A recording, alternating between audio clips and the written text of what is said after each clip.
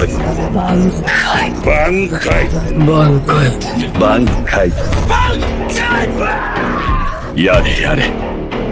यार recently bleach का 1000 year blood war का कोर 3 खत्म हुआ है and this conflict arc is the highest rated anime of 2024। इससे मुझे एक बात याद आई, क्या तुमने इसका हिंदी डब देखा? सच बता तो इससे खराब हिंदी डब ना ही मैंने आज तक सुना है और ना ही देखा है। इचिको की वॉइस सुनकर मेरी कुछ ऐसी हालत थी। फोरशैडोइंग के बारे में तुम्हें पता ही होगा, ऐसे हिंट्स जो कि सीरीज में पहले ही दे दिए जाते हैं जो कि फ्यूचर में होने वाले हैं। सो आज तुम्हारा भाई इस वीडियो में ब्लीच के कुछ फोरशैडोइंग मूवमेंट्स के बारे में बताएगा। तो यार शुरू करते हैं। Number 1, Ichigo's Quincy powers. Bleach के अर्ली के कुछ एपिसोड्स में इचिको का बैट कुछ अतरंगी टाइप का था। आई मीन इसके बैट को देखकर तुम्हें क्या लग रहा है? नहीं, मैं कोई अपनी फैंटेसी के बारे में नहीं बता रहा हूँ। अभी के लिए तो सिंगल है, लेकिन बाद में ओरिहिमे को लाकर पार्टी करेगा। तुम्हें क्या लगा मैं क्या कहने वाला हूँ? गंदी सोच। खैर तुम एक बार यहाँ पर नजर डालो, इसके बैट में ब्लू एंड व्हाइट कलर का क्रॉस पैटर्न बना हुआ है, something like Quincy power that they use.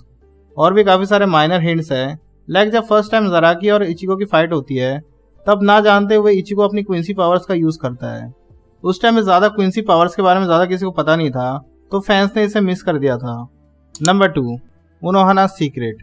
उनोहाना was the first Kenpachi and ये रेत्सु उनोहाना के नाम से जानी जाती है, but her real name was Yachiru Unohana. हाँ मुझे पता है कि तुम्हें मालूम होगा, लेकिन 2-4 गिने चुने हैं जिनको पता नहीं होगा। उनोहाना के केनपाची होने की पहले ही फोरशैडोइंग हो चुकी थी। ये स्वीट से दिखने वाली, मॉमी का टाइटल होल्ड करने वाली औरत जितना ऊपर से स्वीट और डिसेंट दिखती है, उतना ही अंदर से एक खून की प्यासी औरत है। During the Arrancar arc, a group of Exequias soldiers जो कि आइजन के एलिट फोर्स में थे, उनमें से एक बंदा जिसका नाम था रूडबॉर्न, वो उनोहाना को देखते ही कहता है, यहाँ से चले जाओ वरना गांव से जाओगे।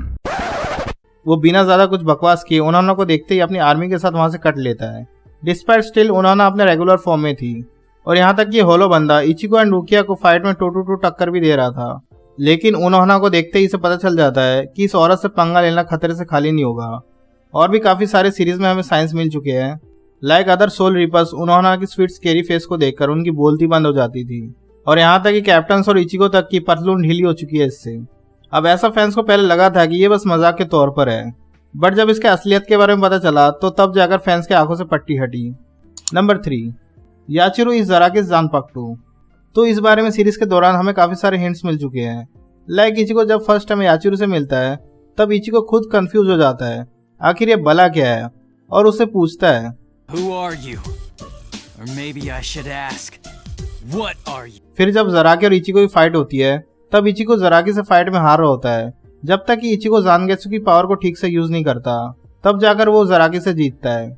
उसी बीच याचिरो कहती है ये अनफेयर है बिकॉज ये 2v1 है।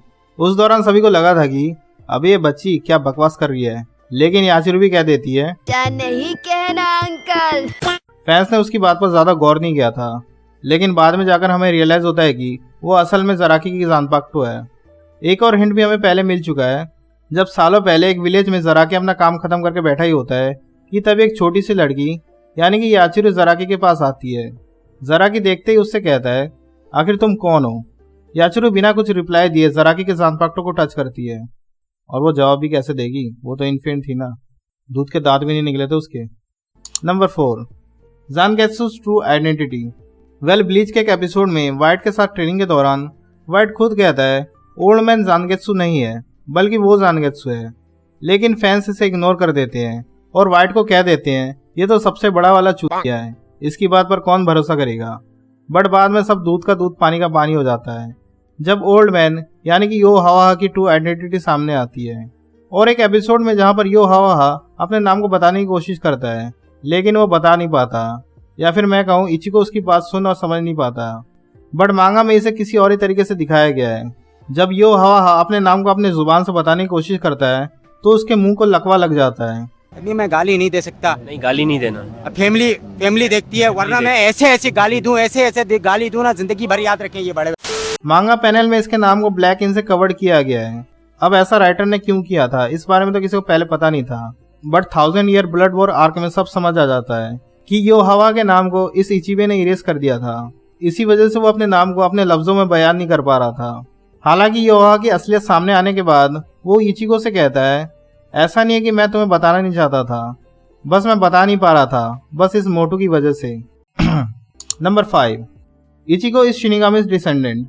ब्लीच के चैप्टर 1 या फिर कहूँ एपिसोड 1 में जब रूकिया इचिको के अंदर दे देती है कटाना को, और वो अपनी शिनिगामी पावर्स को इचिको के अंदर ट्रांसफर कर देती है, लेकिन इचिको की रियात्सु को देखकर वो आश्चर्यचकित हो जाती है और सोचने लगती है कि आखिर इस इचिको के पास इतना सारा रियात्सु आया कहाँ से, इसने तो मेरी थोड़ी सी ली थी पावर्स, इसके पास किस टाइप की स्पेशल पावर्स है जो कि मेरी थोड़ी सी पावर लेने के साथ ही इसने होलो की चटनी बना दी।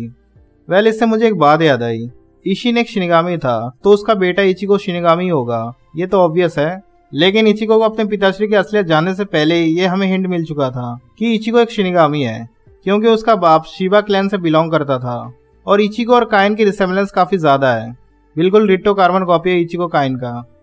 तो यार इस वीडियो में बस इतना ही। वीडियो पसंद है तो लाइक कर देना एंड ऐसे ही एनिमे कंटेंट के लिए सब्सक्राइब। बाय।